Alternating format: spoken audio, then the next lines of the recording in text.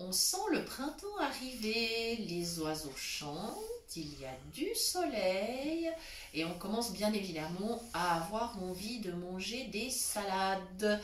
Et donc aujourd'hui, je vais vous proposer la salade composée de Jacqueline. Jacqueline, c'était ma maman et elle faisait une délicieuse salade composée dont je vais vous donner tous les secrets dans un petit instant. Bonjour à tous, bienvenue sur notre chaîne Cuisine pratique pour les non-voyants pour cette nouvelle recette. Alors, les ingrédients, il nous faudra des pommes de terre. C'est la base de cette recette, des pommes de terre qui ont été cuites en robe des champs et épluchées avec un simple couteau à lame fine. Bien évidemment, quand les pommes de terre sont cuites, on ne peut pas utiliser le couteau éplucheur. Voilà. Elles ont été cuites la veille. Ça me facilite la vie parce qu'elles ont eu tout le temps de refroidir et donc je ne me suis pas brûlée en les épluchant. Il faudra diverses choses. Alors aujourd'hui pour nous, étant donné que c'est une salade assez simple, c'est une salade aujourd'hui plutôt campagnarde, j'aurai du cervelas, mais vous pouvez utiliser d'autres sortes de saucisses, même des saucisses véganes, hein, si vous êtes végane par exemple, il n'y a pas de problème. J'ai des tomates, voilà. Et puis pour la sauce, alors il me faudra de la moutarde, du sel, du poivre et en remplacement du vinaigre, du vin blanc. C'est là qu'est tout le secret de cette sauce. Voilà.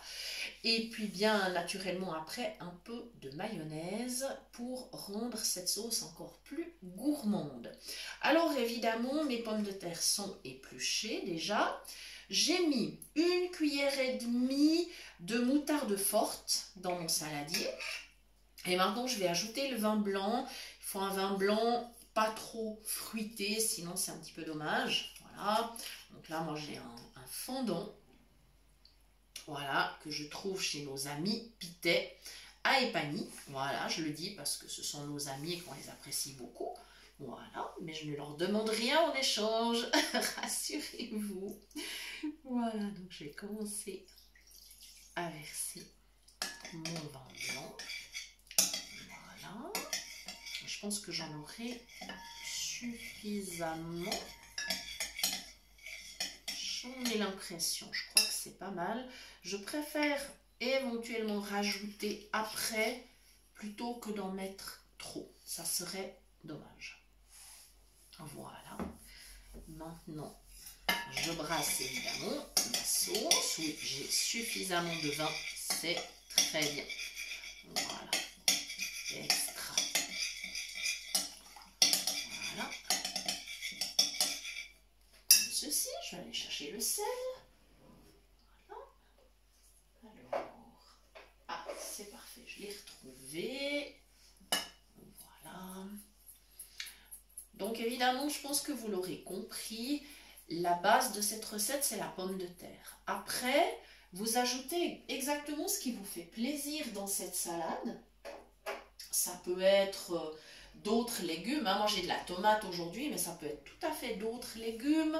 Vous n'êtes pas obligé d'ajouter de la viande. Hein. Comme je disais tout à l'heure, vous pouvez faire cette recette en version végétarienne ou végane, il n'y a aucun problème bien sûr.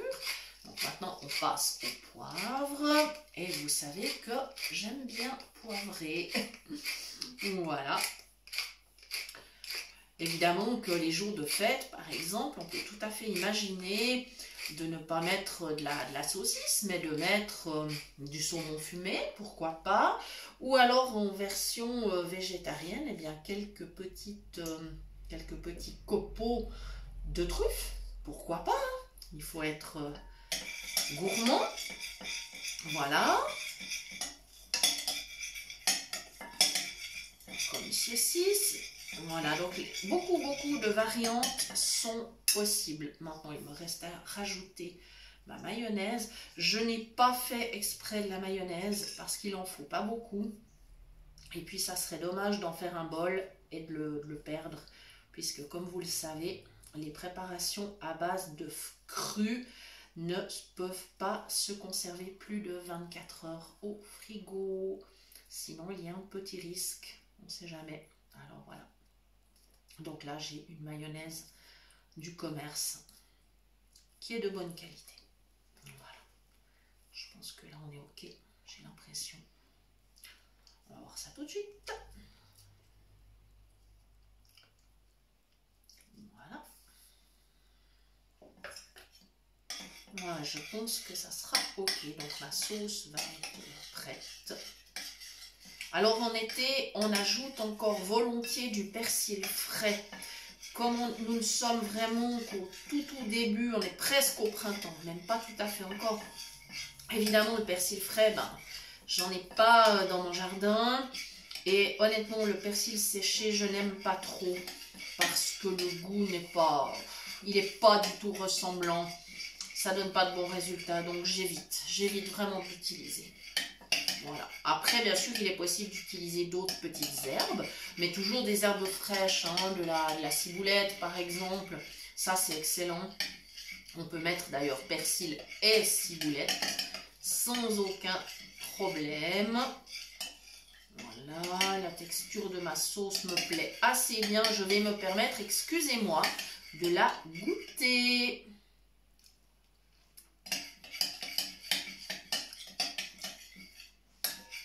Elle est plutôt pas mal. Il me manque légèrement de sel. Très légèrement. Vous savez que j'essaye de ne jamais trop saler. Voilà. Mais on y est presque là. Voilà. Comme ceci. Voilà.